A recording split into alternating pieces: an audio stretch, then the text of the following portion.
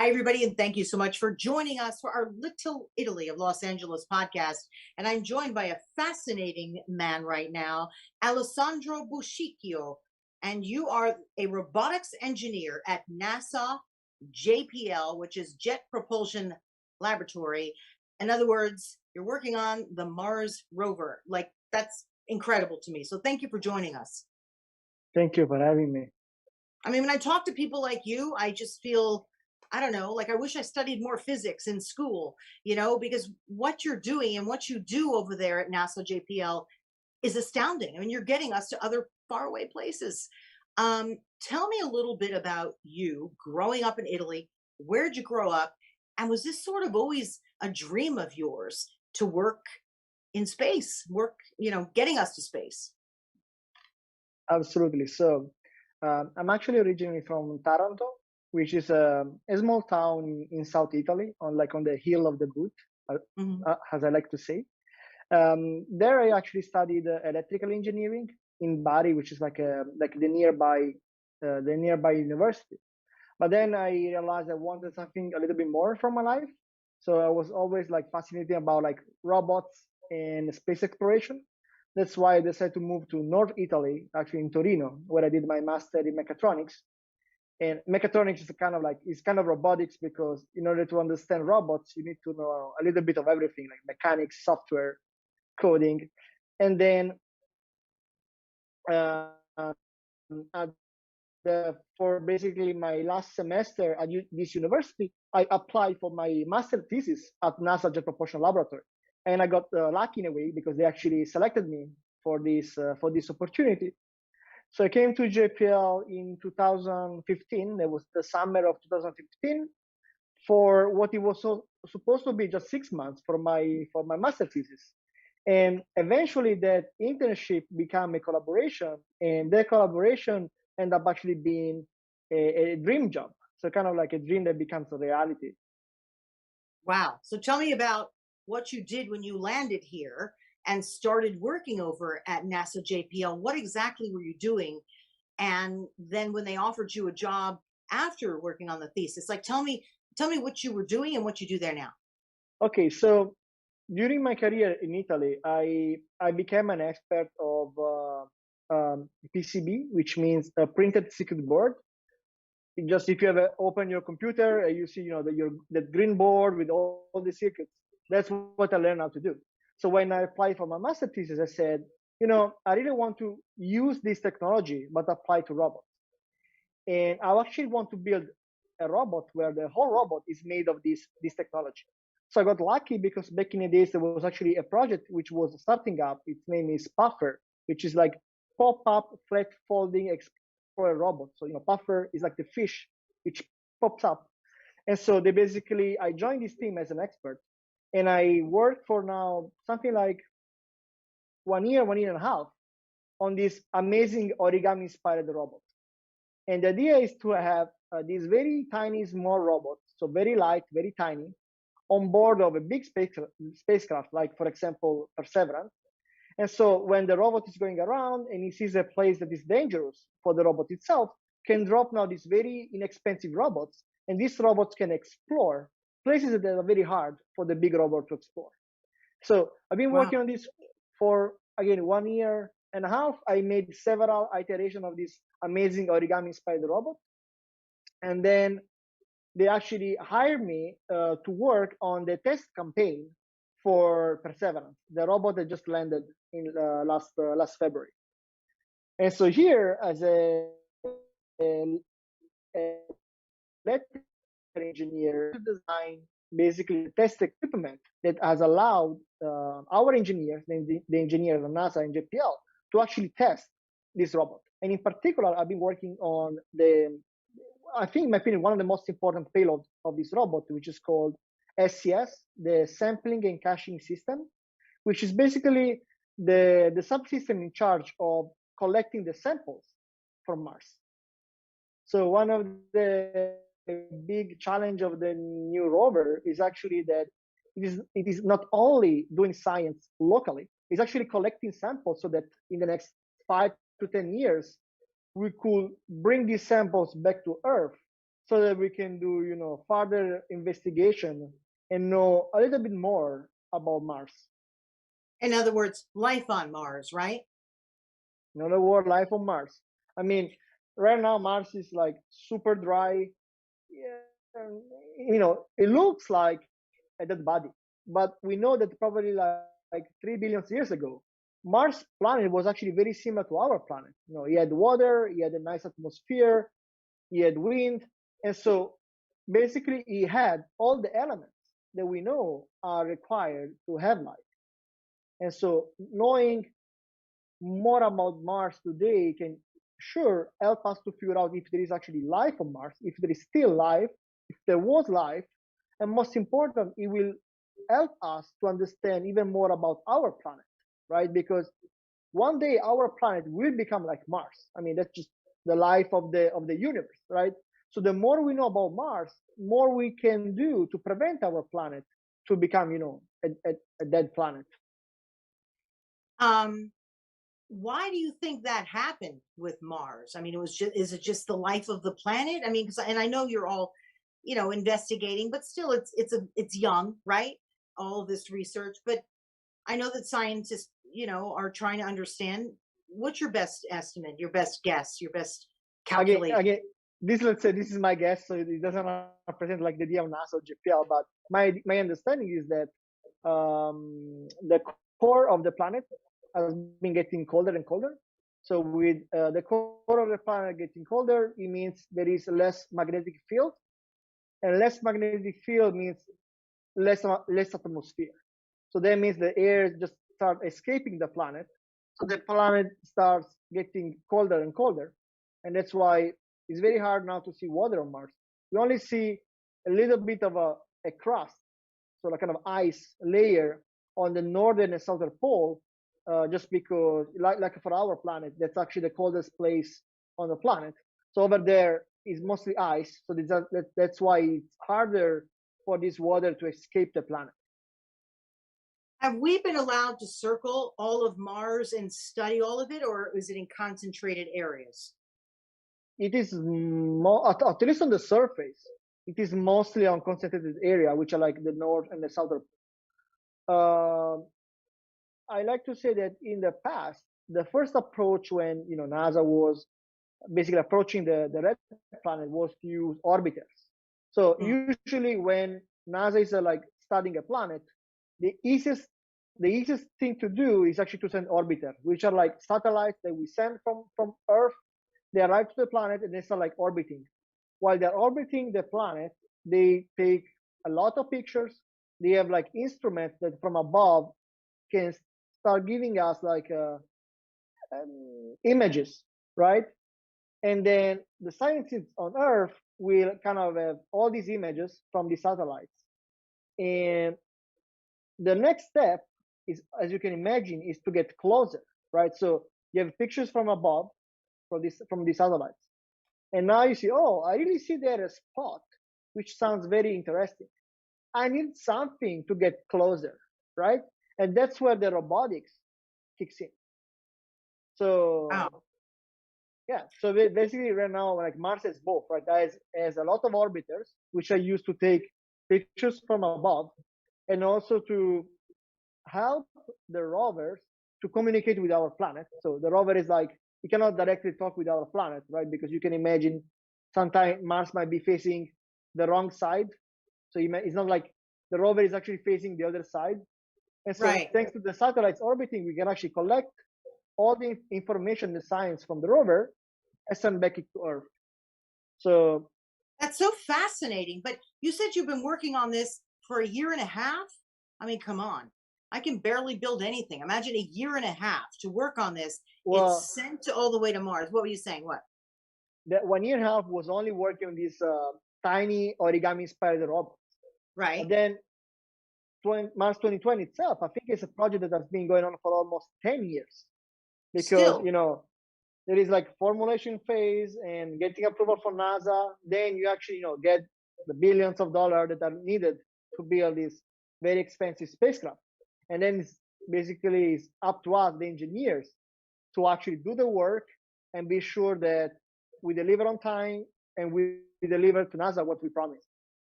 You said be sure. How can you be so sure that this little spider robot will even work once it gets up there? I guess you do testing, right? I've been to JPL where they have like the little testing area with the Mars rover. I have been there as a reporter. I've covered quite a few stories there, and I see the whole simulated area that they have where they simulate the atmosphere and the red, just everything, right?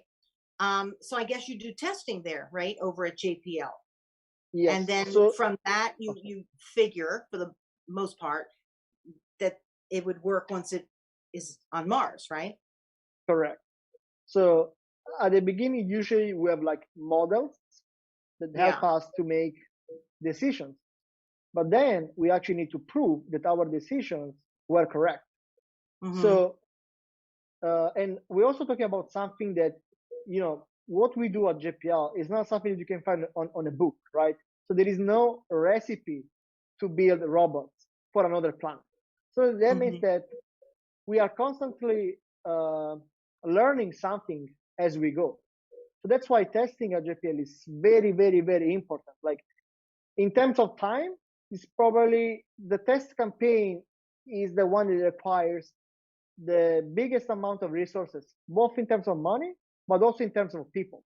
Like testing at JPL took place for something like 3, 4 years in a row.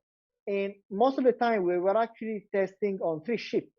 So that means that every day you actually have 3 teams of engineers working non-stop to be sure that everything of the rover, starting from like a single screw, down to the whole rover, can work as expected. So we have, for example, thermal chambers. They can test the electronics to be sure the electronics can survive in the very, very cold temperature of Mars. We have vacuum chambers, which are like testing, for example, they're simulating the atmosphere of Mars. We do have like a vibrating bed that are like simulating how badly the rover will get shaped while it's entering during the what we call the EDL, which is like entrance, descent, and landing. So that means that we have send the robot. The robot is like traveling in the space for 8 months, and that's kind of the easy part because there is no air in the space, so it's going very, very fast. But there is no air, so there is no friction. But then when we arrive to Mars, we encounter the Mars atmosphere. So we need to go from thousands of kilometers per hour to basically be still, because when we land on Mars, unless we arrive to the surface very slowly, we will just leave a gigantic crater. So the EDL is one of the most fascinating situation where, due to the communication delay between Mars and Earth, we call these like 7 minutes of terror, because once the rover and the spacecraft start descending into the atmosphere, everything needs to happen on its own, just because all this space is 7 minutes. But for the spacecraft, in order to communicate with us, it takes about 40 minutes. So that means that once it starts, it has to finish on its own. From Earth, there is nothing that we can do. So you can imagine that prepare for something like that, it takes a lot of like modeling, studying, simulation, testing. And every time we do a mission, we kind of learn something that we try to apply into the next mission. And Alessandro, you so, must. Oh, I'm so sorry. no, I'm just saying it's just fascinating. It's very, very complex. And I was going to JPL is one say, of the few places in the world that has been able to do these amazing things. where at what? Say that again because I interrupted you. Say that again, please. I said that as far as I know, there are only a few places on Earth, and JPL is one of them, that is able to achieve this very, very difficult job, which is building, sending, and like utilizing rovers on another planet. You clearly must have been the smartest kid in school when you were a little kid, right? I mean, this is complex stuff. It's way beyond me, and probably most people even watching and listening to this, right? What were you like as a little kid in school in Italy? Well, as a little kid, actually, I really loved play with technology. I think I recall when I Of course. was 12 years old, I assembled my first computer from scratch. And I recall that my dad was terrified because he said, like, are you sure you know what you're doing? And I say, yeah, Dad, I mean, I like it. I mean, I did my research and I sure it can work and actually worked. And Wow. so I've been always like fascinated about like learning stuff, like, but kind of applied stuff, right? I'm not like a theoretical guy. I don't really like too much the theory. I like the practice a lot.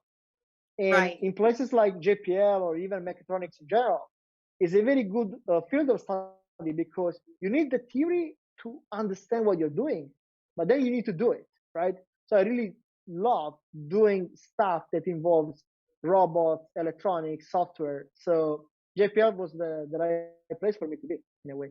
Outstanding. And for them to, there must have been an awful lot of candidates applying for this. So your Absolutely. family, yeah, your family must be very proud that you were chosen also to represent Italy. I think that's fantastic.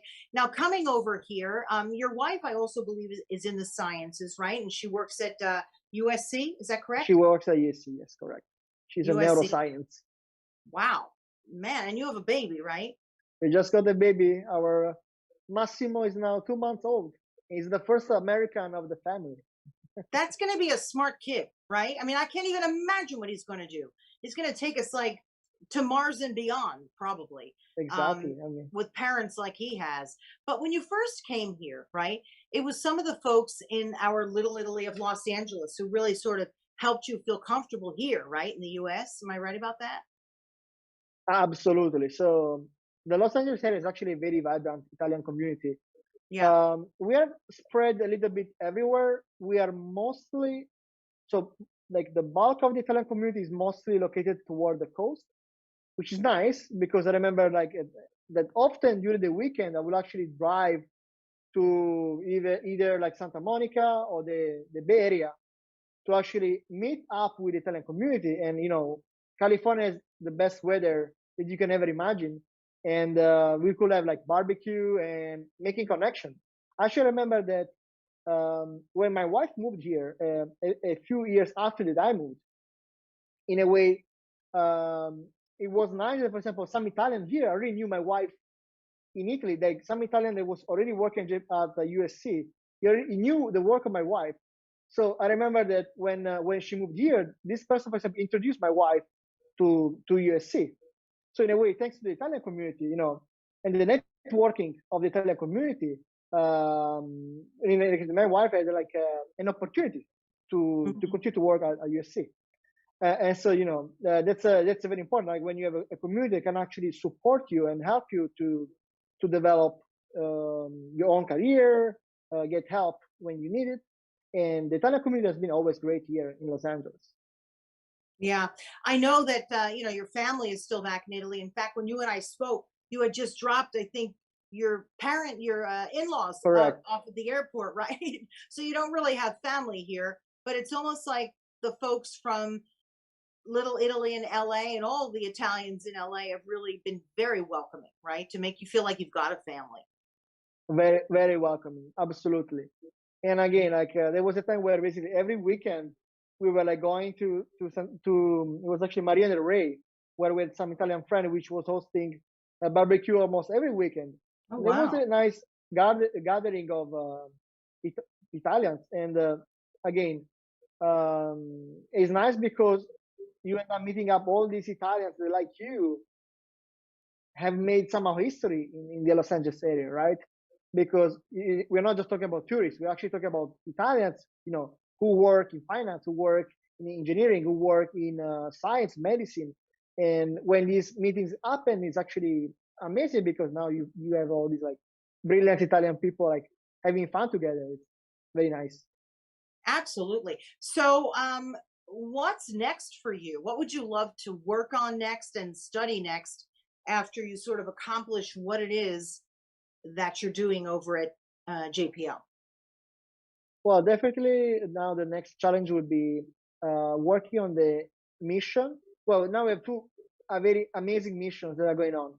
One is what is called Mars Sample Return, which Hmm. is related to what we talked about before. So now we have sent the rover. The rover will be collecting these samples. And our next challenge is how do we bring back these samples to Earth? It is actually not an easy job.